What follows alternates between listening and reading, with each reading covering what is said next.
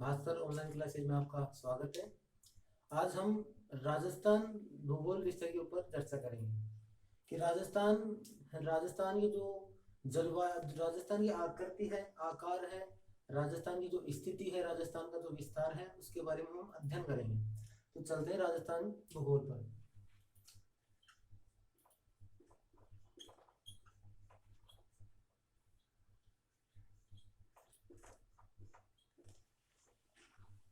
राजस्थान भूगोल के अंतर्गत हम राजस्थान की स्थिति,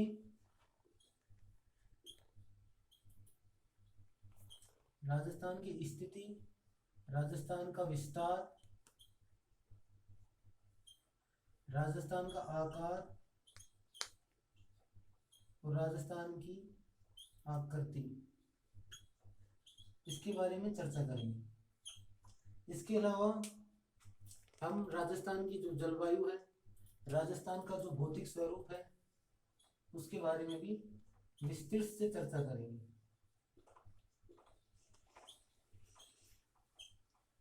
अब हम राजस्थान की स्थिति में, राजस्थान की जो स्थिति है वो हम तीन प्रकार से देखेंगे। एक, संसार के संदर्भ में, संसार या विश्व। दूसरा, हम देखेंगे हमारा जो एशिया महाद्वीप है, एशिया महाद्वीप, उसके संदर्भ में। और तीसरा, हम देखेंगे हमारा जो देश है भारत देश, भारत के संदर्भ में।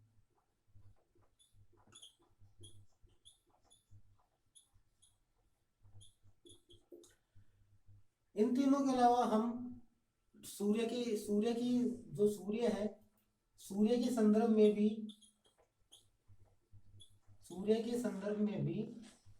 हम राजस्थान की स्थिति का विवरण करेंगे। अब हम संसार या विश्व की बात करें तो, राजस्थान की स्थिति क्या है वो देखते हैं।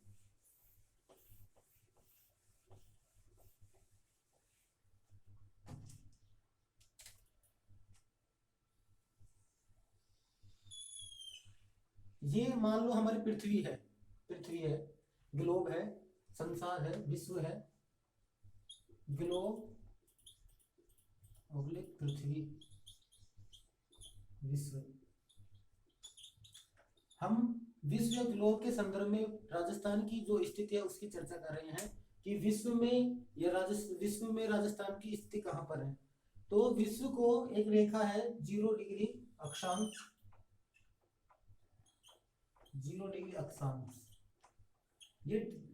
ये जो 0 डिग्री अक्षांश है, ये जो विश्व को है, ग्लोब को है, दो भागों में अलग अलग विभाजित करता है। जो ऊपर वाला ये भाग है इसको कहते हैं उत्तरी गोलार्ध,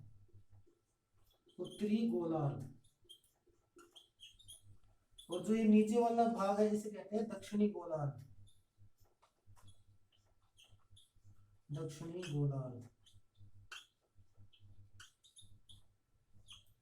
इसके अलावा एक उत्तर से दक्षिणी तरफ भी इसको विभाजित किया जा सकता है। ये है 0 डिग्री देशांतर।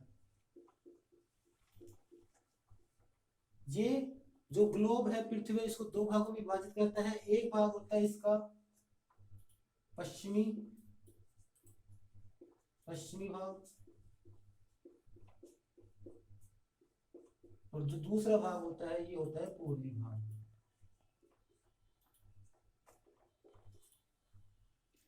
अब हम ग्लोब में राजस्थान की स्थिति देख रहे हैं। तो ग्लोब में राजस्थान की स्थिति होती है वो यहाँ पर होती है।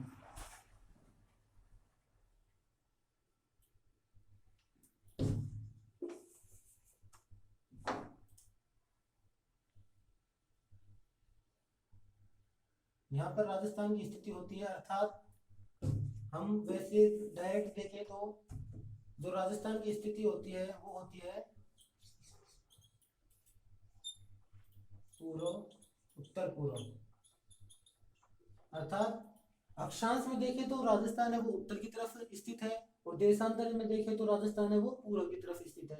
इसलिए यह राजस्थान की स्थिति हो जाएगी उत्तर पूर्व स्थिति। अब यहाँ देखें तो अक्षांश और देशांतर, ये जो है ये काल्पनिक रेखाएं हैं। अक्षांश से ऊपर आती है, अक्षांश की जो काल्पनिक रेखाएं हैं जो अक्षांशीय रेखाएं हैं वो क्या होती है? अक्षांशीय रेखाएं होती हैं जो काल्पनिक रेखाएं होती हैं जो कि उत्तर से और दक्षिण की तरफ कोणात्मक दूरी तय करती हैं। इनमें दो होती हैं, एक 23.5 डिग्री कर्क रेखा उत्तर की तरफ हम जब गति करते हैं उस तरफ है, और इसी तरह दक्षिण की तरफ भी होती है 23.5 डिग्री मकर रेखा।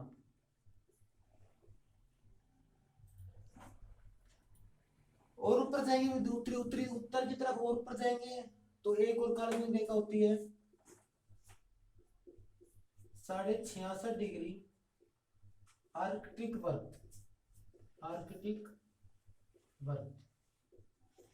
और दक्षिण की तरफ होता है 66.5 डिग्री अंटार्कटिक वर्त। और यहाँ पर होता है 90 डिग्री उत्तरी ध्रुव, और इधर होता है दक्षिण की तरफ 90 डिग्री दक्षिणी ध्रुव। ये जो अक्षांश से ऊपर है ये अक्षांशीय रेखाएं होती है, कर्क रेखा, आर्कटिक वर्त, मकर रेखा और अंटार्कटिक वर्त, ये अक्षांशीय रेखा है। अर्थात ये जो रेखाएं हैं इनके अनुसार जलवायु या फिर अक्षांशीय रेखाएं होती है वो होती है मतलब किसी भी क्षेत्र की जलवायु में जो परिवर्तन होता है उसका अध्ययन करने के लिए, या फिर किन्हीं दो स्थानों के बीच की जो दूरी होती है उसको अध्ययन करने के लिए ये जो अक्षांशीय रेखाएं हैं इनका अध्ययन किया जाता है। हम देखें अब ये नॉर्मल जो अक्षांशीय रेखाएं हैं उनके बारे में था। अब हम देखते हैं जो हमारा जो मेन टॉपिक था वो क्या था कि विश्व या ग्लोब के संदर्भ में राजस्थान की स्थिति क्या है। तो विश्व या ग्लोब के संदर्भ में हमारी जो राजस्थान की स्थिति है वो है उत्तर पूर्व स्थिति।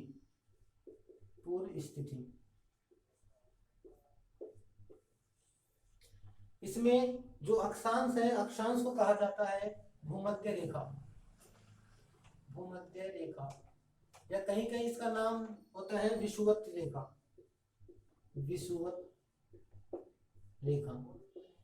और जो देशांतर होता है देशांतर को बोला जाता है ग्रीनविच रेखा।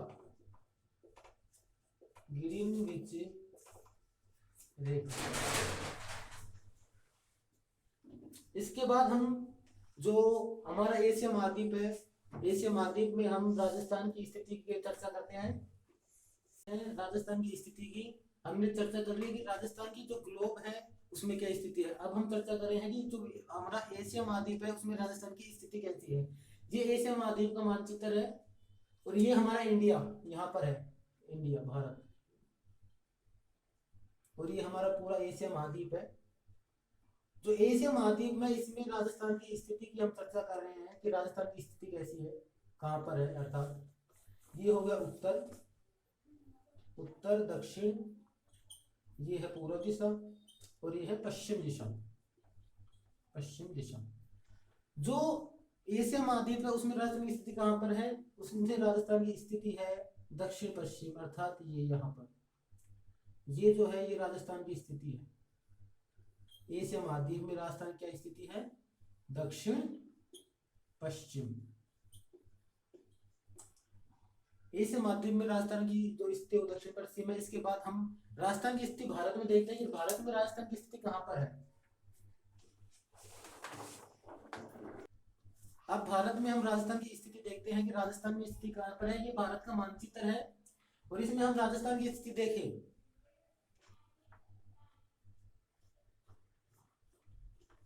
उत्तर दिशा, दक्षिण दिशा,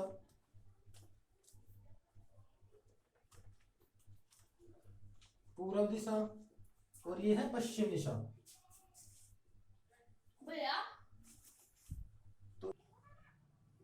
तो भारत के मानचित्र में उत्तर दिशा, दक्षिण दिशा, पूर्व दिशा, पश्चिम दिशा।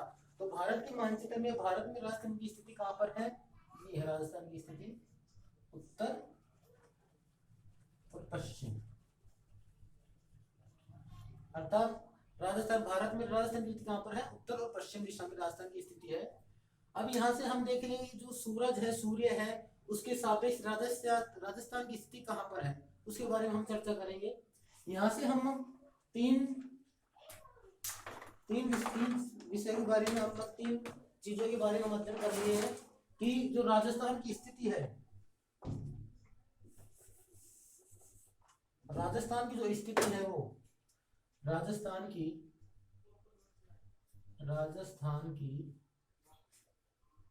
स्थिति, इसमें हमने चर्चा कर ली। पहली क्या की है कि जो ग्लोब है, ग्लोब या विश्व के संदर्भ में,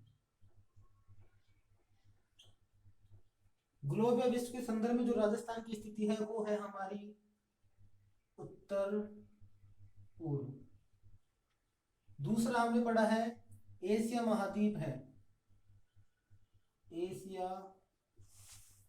महाद्वीप के संदर्भ में, एशिया महाद्वीप के संदर्भ में राजस्थान की स्थिति है वो है दक्षिण पश्चिम। ग्लोब के संदर्भ में उत्तर पूर्व दिशा है, राजस्थान की स्थिति है जो उत्तर पूर्व में है, और एशिया महाद्वीप के संदर्भ में राजस्थान की स्थिति है दक्षिण पश्चिम स्थिति। और हमने पढ़ा है कि भारत में राजस्थान की स्थिति, भारत के संदर्भ में राजस्थान की स्थिति वो है, जो राजस्थान की स्थिति है वो है उत्तर पश्चिम स्थिति।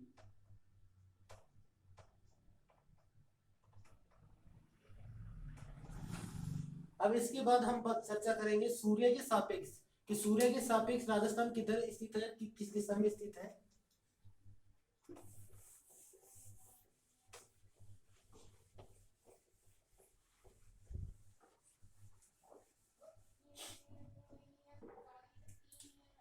ये हमारा ग्लोब या पृथ्वी या संसार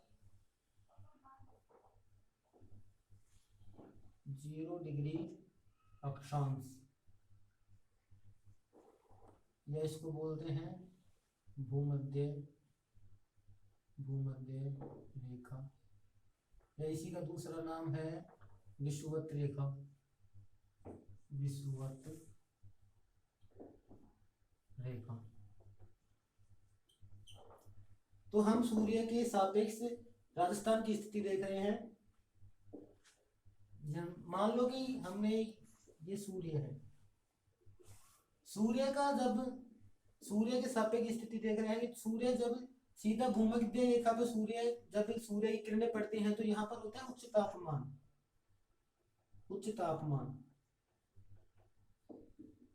होता है।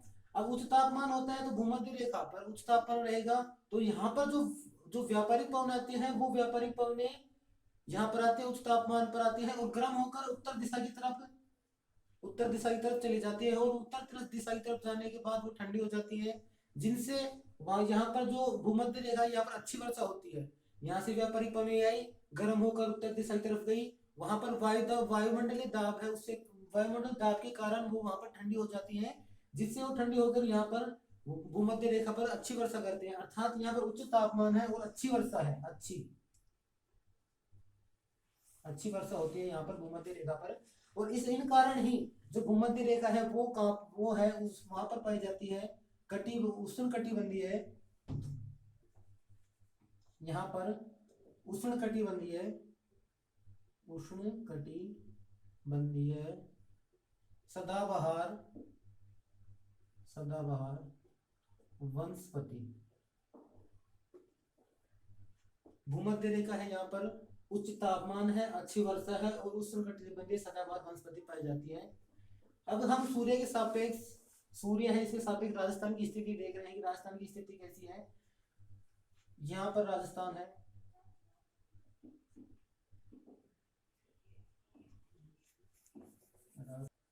राजस्थान की स्थिति देख रहे हैं सूर्य के सापेक्ष। तो सूर्य है, इसकी जो भूमध्य रेखा की यहाँ पर सीधी किरणें पड़ती है, और जैसे जैसे ये ऊपर या नीचे की तरफ जाती है इनकी किरणें हैं वो तिरछी पड़ने लगती हैं, तिरछी इधर की साइड है, मतलब कि ऊपर है उत्तर दिशा, उत्तर की साइड, और नीचे है दक्षिण दिशा। भूमध्य रेखा पर सीधी पड़ते हैं और उत्तर की, जैसे जैसे हम उत्तर की तरफ जाएंगे दक्षिण की तरफ आएंगे, वैसे वैसे इसकी जो इसकी किरणें हैं वो तिरछी पड़ेगी। अब राजस्थान में देखिए तो राजस्थान में यहाँ सबसे सीधी पड़ेगी, सबसे सीधी किरणें पड़ेगी सूर्य की, और यहाँ पर सबसे तिरछी पड़ेगी, सबसे तिरछी किरणें पड़ेंगी। सबसे सीधी किरणें पड़ती हैं यहाँ है राजस्थान का बांसवाड़ा जिला, बांसवाड़ा जिला, और यहाँ पर है राजस्थान का श्री गंगानगर, श्री गंगानगर। तो यहाँ से क्वेश्चन पूछ लेते हैं कि सूर्य की सीधी किरणें कहाँ पर पड़ती हैं, बांसवाड़ा में, और सबसे तिरछी पड़ती है श्री गंगानगर में। यहाँ जो बांसवाड़ा है यहाँ सूर्य की सीधी किरणें पड़ती है, इसलिए यहाँ पर जो तापमान होगा वो श्री गंगानगर से थोड़ा ज्यादा होगा, उसकी तुलना में ज्यादा होगा। अब और चर्चा करें हम सूर्य के सापेक्ष, हम राजस्थान की स्थिति अध्ययन कर रहे थे, जहां पर जो सूर्य है, सूर्य है इसकी जो सीधी किरणें थी वो पड़ रही थी बांसवाड़ा, बांसवाड़ा जो राजस्थान का जिला है वहां पर, और सबसे तिरछी जो किरणें पड़ रही थी वो पड़ रही थी श्री गंगानगर में, श्री गंगानगर में। ये राजस्थान की जो सूर्य के सापेक्ष है वो स्थिति है कि राजस्थान कहाँ पर स्थित है। अब बांसवाड़ा जिला है, यहाँ पर जो सूर्य की तिरछी है, मतलब हम जब नीचे से ऊपर जाएंगे जो तिरछापन है सूर्य की किरणों का, जो तिरछापन है वो बढ़ेगा, तिरछापन बढ़ेगा। या और हम जब हम ऊपर से नीचे आएंगे तो तिरछापन घटेगा, तिरछापन घटेगा। यहाँ पर जो बांसवाड़ा है यहाँ पर जो सीधी किरणें पड़ रही हैं, अर्थात यहाँ पर टेम्परेचर हाई रहेगा श्री गंगानगर की तुलना में। जो भूमध्य रेखा है, भूमध्य रेखा से ऊपर जो ये जिले हैं, बांसवाड़ा जिला है वो सबसे नजदीक पड़ता है, उसके बाद जो डूंगरपुर है वो नजदीक पड़ता है, उसके बाद प्रतापगढ़ नजदीक पड़ता है, उसके बाद झालावाड़ पड़ता है। जो कई बार एग्जाम होते हैं, एग्जाम में क्वेश्चन पूछ लेते हैं कि जो सूर्य है, सूर्य की किरणें सबसे सीधी पड़ती हैं, और उसमें ऑप्शन दे दिया जाता है, तो इसका जो करेक्ट ऑप्शन होगा वो क्या होगा, पहले आएगा बांसवाड़ा जिला, बांसवाड़ा, उसके बाद आएगा डूंगरपुर, डूंगरपुर, उसके बाद आएगा प्रतापगढ़, प्रतापगढ़ के बाद झालावाड़ जिला आएगा, नहीं कि उदयपुर, क्योंकि जो झालावाड़ जिला है वो कर्क रेखा, या हम कैसे कहें कि भूमध्य रेखा से ज्यादा नजदीक पड़ता है उदयपुर की तुलना में, उदयपुर थोड़ा ज्यादा ऊपर पड़ता है कर्क रेखा से, तो प्रतापगढ़ के बाद आएगा झालावाड़ जिला, और इसके बाद आएगा उदयपुर जिला, उदयपुर जिला। ये हो गया राजस्थान की स्थिति सूर्य के सापेक्ष। इसके बाद हम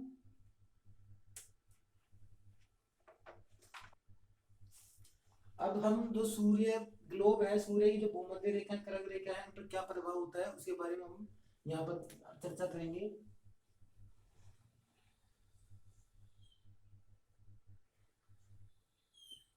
0 डिग्री अक्षांश,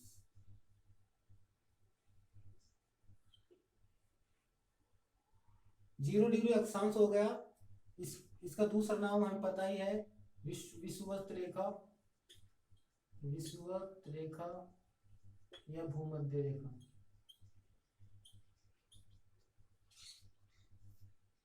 साढ़े 23 डिग्री ऊपर, 23.5 डिग्री उत्तर दिशा की तरफ, ये है उत्तरी गोलार्ध,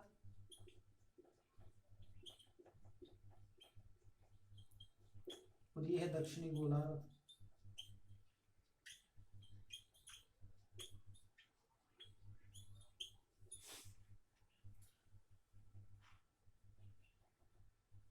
साढ़े 23 डिग्री कर्क रेखा। यहाँ पर हम जो सूर्य है उसकी स्थिति के अनुसार यहाँ पर जो प्रभाव पड़ता है उसके बारे में चर्चा करें, है कि जब सूर्य है वो कर्क रेखा के सीध में होता है, कर्क रेखा के सीध में होता है, और कर्क जो सूर्य है उसका जो सीधा प्रताप है, सूर्य है इसकी सीधी किरणें जब कर्क रेखा पर पड़ती है तो इसे कहते हैं हम कर्क संक्रांति, कर्क संक्रांति। और ये जो कर्क संक्रांति है ये कर्क रेखा के ऊपर जब सूर्य की किरणें सीधी पड़ती है उसे कर्क संक्रांति कहते हैं। और ये आती है 21 जून को, हर वर्ष 21 जून को। तो कर्क संक्रांति होती है उस टाइम जो उत्तरी गोलार्ध होता है वहां पर होती है ग्रीष्म ऋतु, ग्रीष्म ऋतु होती है। और 21 जून अर्थात कर्क संक्रांति वाले दिन ग्रीष्म ऋतु में जो यहाँ होता है दिन तो होता है बड़ा, सबसे बड़ा दिन होता है 21 जून को कर्क संक्रांति वाले दिन। और दिन रात होती है वो रात होती है छोटी। जब दोबारा परिभाषा सुनना कि जब सूर्य की किरणें सीधी कर्क रेखा पर पड़े तो उसे कर्क संक्रांति कहते हैं। या इस जो कर्क संक्रांति है उस टाइम उत्तरी गोलार्ध में ग्रीष्म ऋतु होती है। और ये कर्क संक्रांति हर वर्ष 21 जून को आती है जिसमें दिन बड़ा होता है और रात छोटी होती है। जो 21 जून होती है यहाँ पर अभी 2019 से 21 जून को योग दिवस के रूप में मनाया जा रहा है। यहाँ पर ये बात ध्यान रखना कि कर्क संक्रांति वाले दिन 21 जून को योग दिवस के रूप में आरंभ किया गया है हमारे इंडिया में।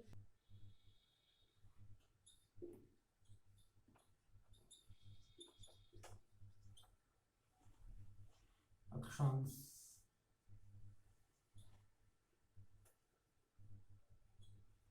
23.5 डिग्री मकर रेखा, मकर रेखा।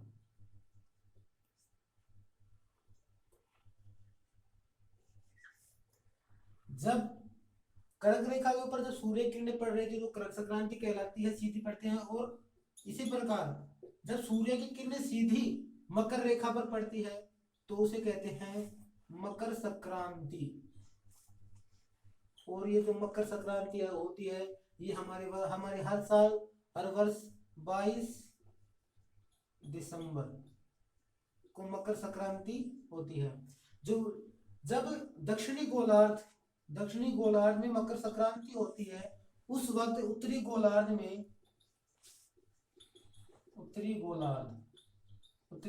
में शीत ऋतु होती है। और शीत ऋतु में होती है तो 22 दिसंबर को सबसे बड़ी रात व सबसे छोटा दिन मकर संक्रांति वाले दिन होता है। इसमें ध्यान रखने योग्य बात है कि जब सूर्य की किरणें मकर रेखा पर सीधी पड़ते हैं तो मकर संक्रांति कहलाती है। और हर वर्ष मकर संक्रांति 22 दिसंबर को होती है। और मकर संक्रांति वाले दिन जो रात होती है वो सबसे बड़ी होती है और जो दिन होता है वो सबसे छोटा होता है। यहाँ से हमने 2 क्वेश्चन पढ़े, यहाँ से मतलब एग्जाम में 2 क्वेश्चन आ जाते हैं कि सबसे बड़ी रात कब होती है 22 दिसंबर को, और सबसे बड़ा दिन कब होता है 21 जून को। सबसे बड़ा दिन 21 जून को। इसके बाद हम चर्चा करते हैं कि सूर्य की जब स्थिति होती है वो उत्तरी ध्रुव 90 डिग्री उत्तरी ध्रुव और 90 डिग्री ही दक्षिण ध्रुव पर रहती है तो क्या प्रभाव पड़ता है।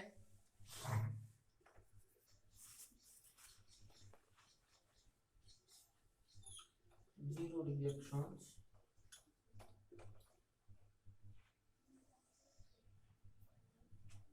90 डिग्री उत्तरी ध्रुव या फिर इसको कहते हैं 0 डिग्री देशांतर।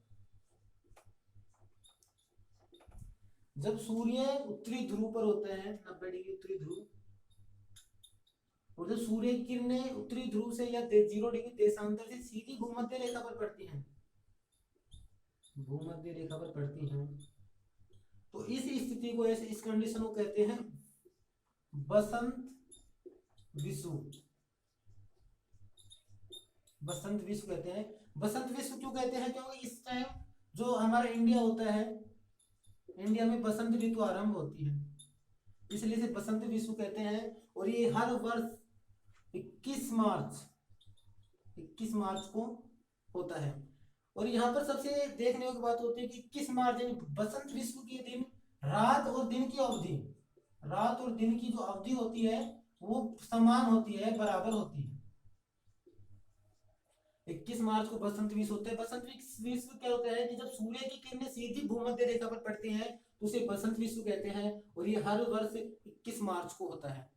और इस दिन जो रात और दिन की अवधि है वो दोनों बराबर होते हैं। इसके बाद हम चर्चा करेंगे जब सूर्य 90 डिग्री दक्षिणी गोलार्ध पर होता है, और जब 90 डिग्री दक्षिणी गोलार्ध से सूर्य की किरणें सीधी भूमध्य रेखा पर पड़ती हैं तो इसे हम कहते हैं शरद विश्व। शरद विश्व शरद विश्व कहते हैं, और ये हर वर्ष आता है 23 सितंबर को। 23 सितंबर को आता है। यहाँ पर कंडीशन क्या होती है कि शरद विश्व, और जो शरद विश्व के क्यों कहते हैं इसलिए इसे, क्योंकि इस टाइम इंडिया में शरद ऋतु का आरंभ हो जाता है। शरद जो ऋतु होती है वो प्रारंभ हो जाती है इंडिया में। इन दोनों में अर्थात शरद विश्व में और बसंत विश्व में, इन दोनों में कॉमन पॉइंट ये है कि जब 21 मार्च को बसंत विश्व और 23 सितंबर को शरद विश्व होता है, इसमें कॉमन इफेक्ट ये है कि इन दोनों वक्त जो रात और दिन की अवधि होती है वो समान होती है। एग्जाम में ऐसे प्रश्न पूछे जाते हैं कि जैसे बोल देंगे, एग्जाम पूछना चाहेंगे कि रात और दिन की अवधि कब बराबर होती है, उनमें ऑप्शन मिल सकता है आपको 23 सितंबर भी, 21 मार्च भी, या दोनों मिल सकते हैं। अब हम बात कर रहे हैं जो हमारा स्थान था, हमने पढ़ी थी कर्क रेखा, मकर रेखा, कर्क रेखा 23.5 डिग्री कर्क रेखा, मकर रेखा, आर्कटिक वर्ग और अंटार्कटिक वर्ग क्या होते हैं? ये होती है अक्षांश रेखाएं। अक्षांश रेखा क्या होती है?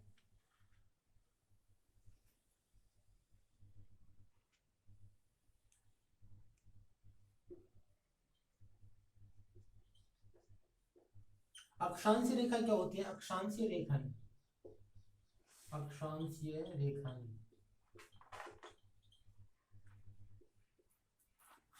अक्षांशीय रेखाएं होती हैं कि जो 0 डिग्री अक्षांश है, अक्षांश के समांतर खींची गई रेखाएं, उत्तर और दक्षिण दोनों साइड अक्षांश के समांतर, अक्षांश के समांतर जो खींची गई रेखाएं होती हैं इन्हें अक्षांशीय रेखाएं कहते हैं। जो अक्षांश रेखा होती है 23.5 डिग्री कर्क रेखा, और इधर होती है दक्षिण की तरफ 23.5 डिग्री मकर रेखा। उत्तर की तरफ होती है 66.5 डिग्री आर्कटिक वर्त, और 66.5 डिग्री दक्षिण की तरफ होता है अंटार्कटिक वर्त, और यहाँ पर होता है 90 डिग्री उत्तरी ध्रुव, और ये होता है 90 डिग्री दक्षिणी ध्रुव। जो अक्षांश रेखा की परिभाषा कैसे की? अक्षांश के समांतर खींची गई रेखाएं जो उत्तर से दक्षिण की तरफ कोणात्मक दूरी तय करती हैं, कोणात्मक दूरी तय करती हैं, वो कहलाती हैं अक्षांशीय रेखाएं, वो अक्षांशीय रेखाएं कहलाती हैं। अक्षांशीय रेखाएं होती हैं, इनका जो उपयोग है ये कब काम आते हैं, ये होती है कि जो अक्षांशीय रेखाएं होते हैं वो दो स्थानों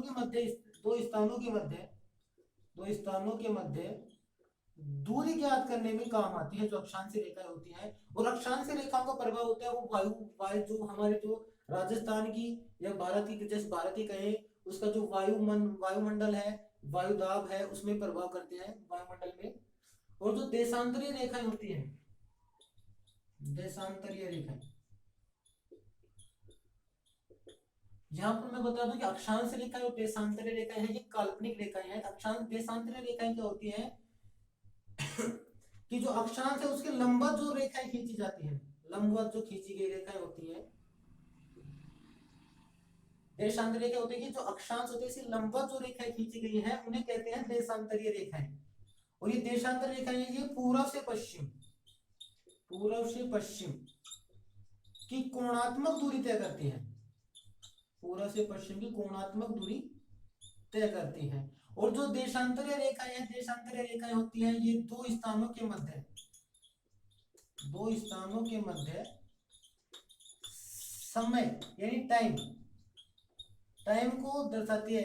दो अक्षांश रेखाएं वो दो स्थानों के मध्य दूरी तय करने में काम आती हैं, जबकि जो देशांतरीय रेखाएं हैं वो दो स्थानों के मध्य समय तय करने में आती है। कि जैसे हम पढ़ेंगे आगे, हम पढ़ेंगे कि जो सूर्य उदय होता है, सूर्यास्त होता है, कहाँ पर सबसे पहले होता है, कहाँ पर सबसे लास्ट में होता है, वो होता है देशांतरी रेखाओं का प्रभाव होता है, उस कारण से वो होता है। उसके बारे में आगे चर्चा करेंगे। अब इसके बाद हम राजस्थान का जो विस्तार है उसके बारे में अगली क्लास में अध्ययन करेंगे। अगर आपको वीडियो पसंद आई हो तो इसे लाइक करें, शेयर करें और हमारे YouTube channel Bhaskar online classes को अधिक से अधिक सब्सक्राइब करें। धन्यवाद।